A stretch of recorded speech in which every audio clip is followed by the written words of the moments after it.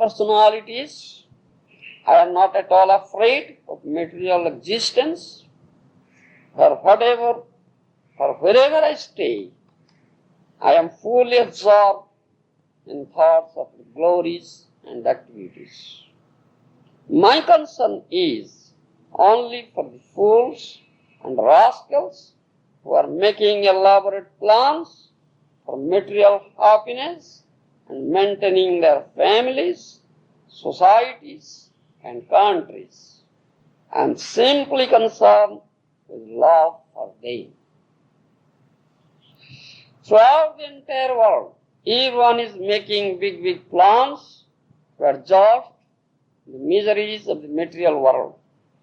And this is true at present, in the past, and in the future. Nonetheless, although they make elaborate political, social, and cultural plans, they have all been described herein as Vimudha, fools. The material world has been described in Bhagavad Gita, Dukkhalayam Rasava, temporary and miserable. But these fools are trying to turn the material world into Sukhalayam, a place of happiness, not knowing how everything acts by the arrangement of material nature, which works in her own way. Prakriti kriyamanani guni karmani sarvasha ahankar vimudatma kartam niti manyati. The bewildered spirit soul, under the influence of the three modes of material nature, thinks himself to be the door of activities that are in actuality carried out by nature. Srimad Bhagavad Gita.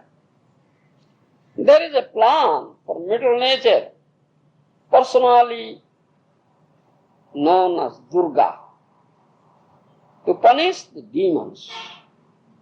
Although the Asuras, the godless demons, struggle for existence, they are directly attacked by Goddess Durga, who is well equipped with 10 hands, with different types of weapons to punish them. She is carried by her lion carrier, or the modes of passion and ignorance. Everyone struggles very hard to fight through the modes of passion and ignorance and conquer material nature. But at the end, everyone is vanquished by nature's laws. There is a river known as Vaitarani between the material and spiritual world, and one must cross this river to reach the other side of the spiritual world. This is an extremely difficult task. As the Lord says in Bhagavad Gita, 7th chapter, Daivesa gunamayi maya duratya. This divine energy of mind, consisting of three modes of material nature, is difficult to overcome. The same word duratya, meaning very difficult, is used here. Therefore, one cannot surpass the stringent laws of material nature except by the mercy of the Supreme Lord. Nonetheless, although all materialists are baffled in their plans, they try again and again to become happy in this material world. Therefore, they have been described as Vimudha, the first-class fools. As for Prahlad Maharaj, he was not at all unhappy. For although he was in the material world, he was full of Krishna consciousness. Those who are Krishna conscious trying to serve the Lord are not unhappy, whereas one who has no assets in Krishna consciousness and struggling for existence is not only foolish but extremely unhappy also. Prahlad Maharaj was happy and unhappy simultaneously. He felt happiness and transcendental bliss because of his being Krishna conscious. Yet he felt great unhappiness for the fools and rascals who make elaborate plans to be happy in this material world. The statements in this portion of Srimad Bhagavatam, 7th canto, chapter 9, are very, very conclusive statements. Because he is an eminent Maharaja, the first-class devotee sadhu, who knows the Supreme Personality of Godhead and all tattvas relating to him. So he says here, in this verse especially, that he is not at all afraid of material existence. Why? Because he is always absorbed in thoughts of Supreme Lord's glories and activities. But he is very, very unhappy for these fools and rascals who are making elaborate plans for material happiness, maintaining their families, societies, and countries. He is simply concerned with love for them. He says that. Maya sukhaya bharan bhahat vimudha.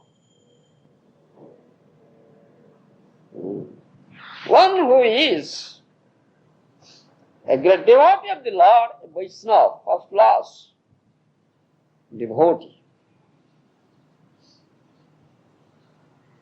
always thinks of these fools and rascals and of their suffering. Because a devotee's vision is different from that of a non-devotee. A devotee always sees Lord everywhere, and all the living entities are the part and parcel of the Lord. In Bhagavad Gita, the Supreme Lord has said, Mohivansa jiva loke jiva bhuta sanatana. Jiva, living entity, is eternally my part. So, a Vaishnava or sadhu, Maharaja, who has such vision to see the soul only. So, not the body. He thinks of it. He laments for this suffering of these bewildered souls. Sthavar Jungam Dekhi no Dikhita Murti. Sarvatra Vida Ishtadeva Spurti. This has been stated. This is the vision of a devotee. He sees everything, movable and unmovable, animated, inanimate objects here. But he never sees the outward manifestation or outward garment. He sees only the soul and super soul. Whenever he sees a living entity is suffering, he laments for it. Because he is a soul, eternal part of this Supreme Lord, is all transcendental, but is suffering here out of ignorance.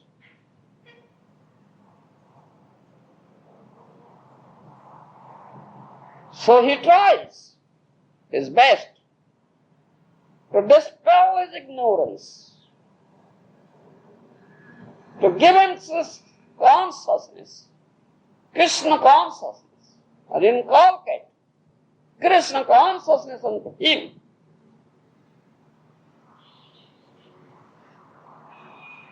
Because it will be Krishna conscious. In other words,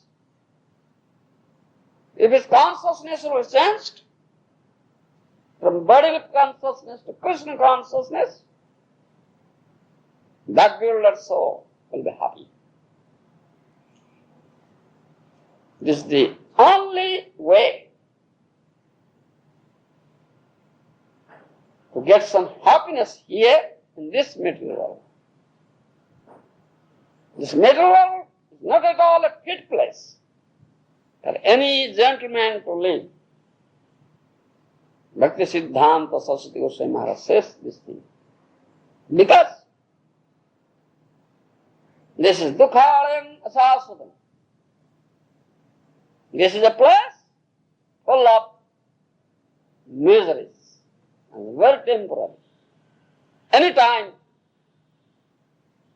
it will finish. But these fools and rascals, those who are devoid of true knowledge, true consciousness, Krishna consciousness, they try in various ways to make this Dukhalayam Sukhalayam.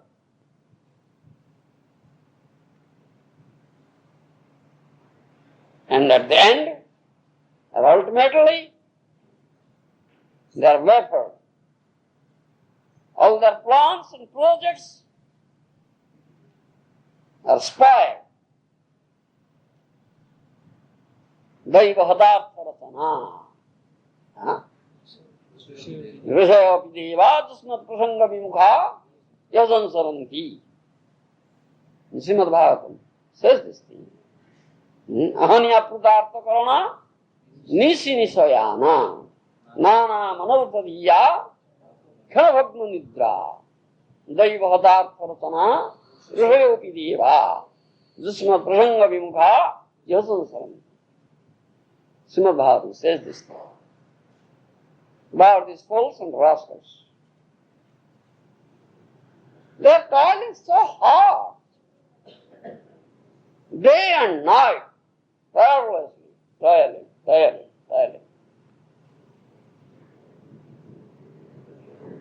They are engaging their whole body, the whole senses, in so many ways to exist here peacefully and happily. They are always struggling very hard, facing this great struggle of existence.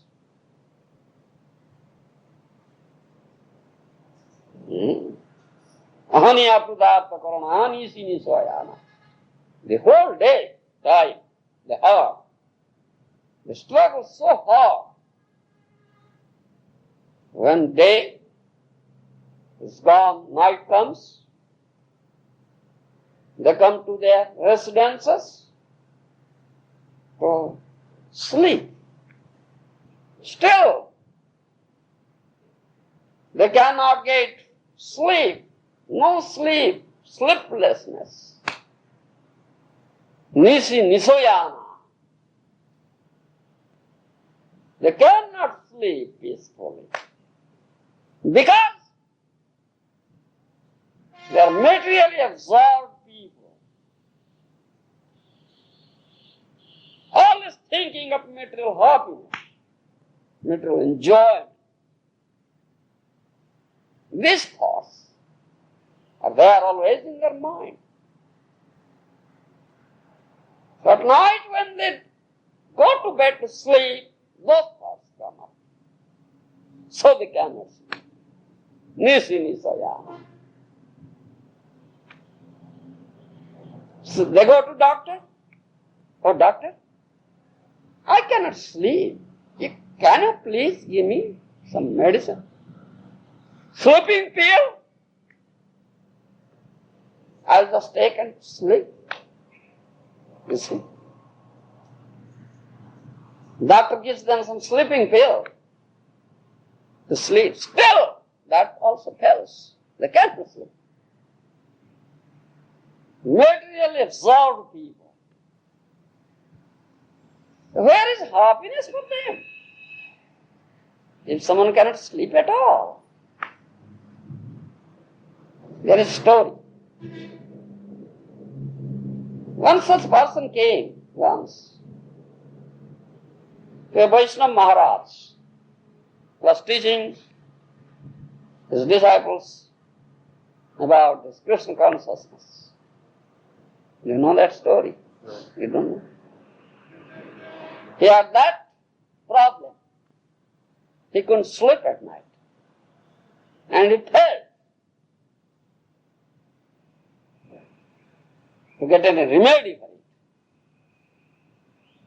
He used many medicines, many doctors. He went to many doctors. Couldn't get any tangible result. So at last he came to Vaishnava Maharaj. Heard Bhagavan's answers. This general notion of these people. They are the sadhus. They have some jadi booties. Some sort of herbs, medicine, or some. They know some miracle also. If they will just apply such thing, I must look. So he came. Vaishnava, sadhu knows. This is a person, materially absorbed person, Vishoilo. Always thinking of material happiness, enjoyment, sense gratification. So he couldn't sleep. If that thought could be driven out from him, so he can sleep. Or if his consciousness will be changed into Krishna consciousness, so he can sleep happily. So Maharaj said, all right, I have medicine. You come at night, in the evening. I'll give you that medicine for you. If that person came. Maharaj was holding class, giving lecture, pravachan, in Krishna consciousness, in Srimad Bhagavad Gita. All his disciples are sitting. So that person came and just sat, leaning against the pillar, as that old woman was sitting there, very comfortably. You understand? Kirtan was going, and Srimad Bhagavatam, recitation, pravachan, everything going. The whole atmosphere was spiritual, not material atmosphere. There is no Maya at all. The thinking of Maya, thoughts of Maya cannot enter there. Because the whole atmosphere is absorbed with this transcendental sound vibration. So, all these thoughts is illusory thoughts, the thoughts of this enjoyment of material objects couldn't enter into him. He started snoring, dozing, snoring, like that. The disciples try to just wake him up because it is an offense, a pride, to sleep in the Bhagavatam class. Because Srimad Bhagavatam and Krishna are non-different. So this is a pride. One should not sleep. But Maharaj said, no, don't wake him up. And medicine is being applied to him. Let him sleep. So he slept. There. The class was over. All went to prasad and went to bed. He was sleeping there, snoring. Whole night, there's some sleep yet. In the morning, when some sun's rays came, he woke up. Then he said, oh, very nice sleep I had. I have never such sleep in my life. He went to Maharaj, heard Govinda says, Maharaj, you have such good medicine. I could sleep so nicely, so happy, which I had not in my life. Maharaj says, yes, I have medicine. You come here every day and get medicine. You understand? The story indicates that how Krishna consciousness makes one happy. You understand? If someone is fortunate and can meet such an elevated person like Maharaj, Vaishnava Maharaj, and listen to him,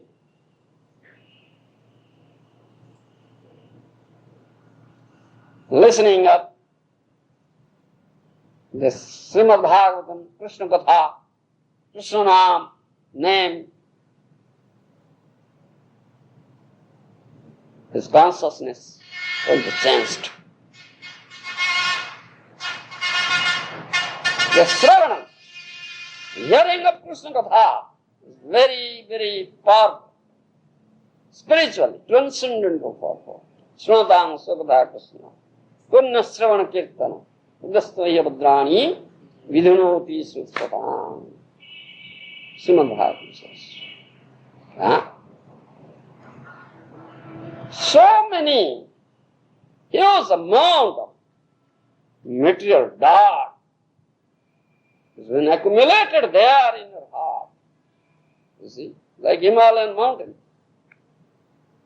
How can you cleanse it off? You may clean the outside of your body by taking bath, applying some soap, etc. But how can you clean the heart? No way. Only this is the means. Srimad Sukatha Krishna Punya Shravana Kirtana Udasto hi abdrani vidunoti sada. This is the only means.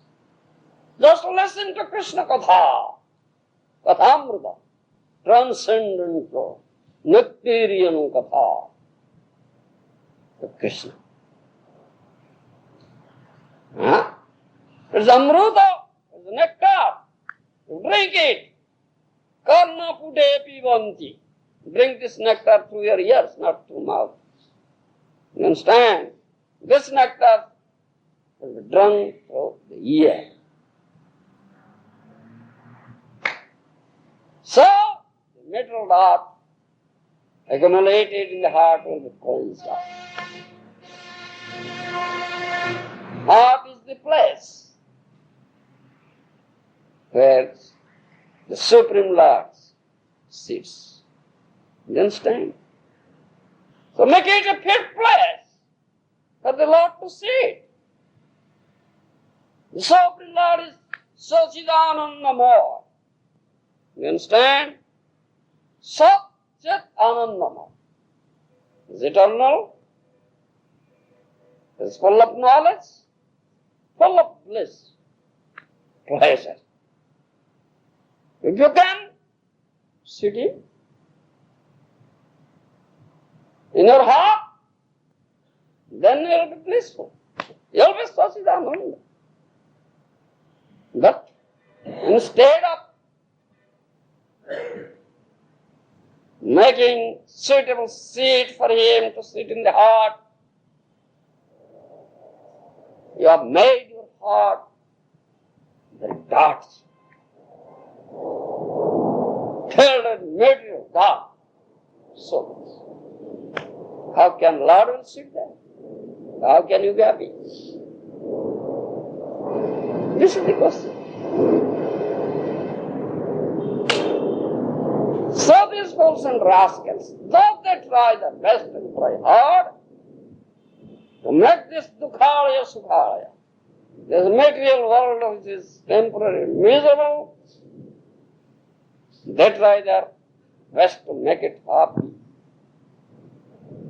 a place of happiness. But how can they make it? They cannot make it because they are not the maker. Krishna is the creator.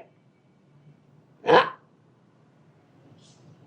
If that Supreme Lord Krishna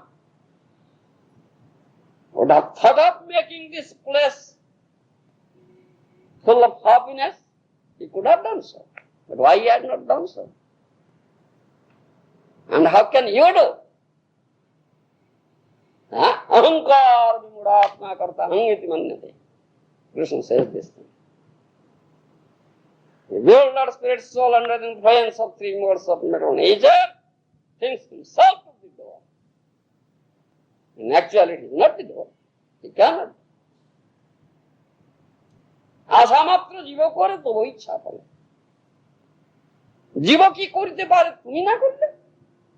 Bhaktivinoda Thakur says, oh Lord, if you cannot do, can any living entity do anything?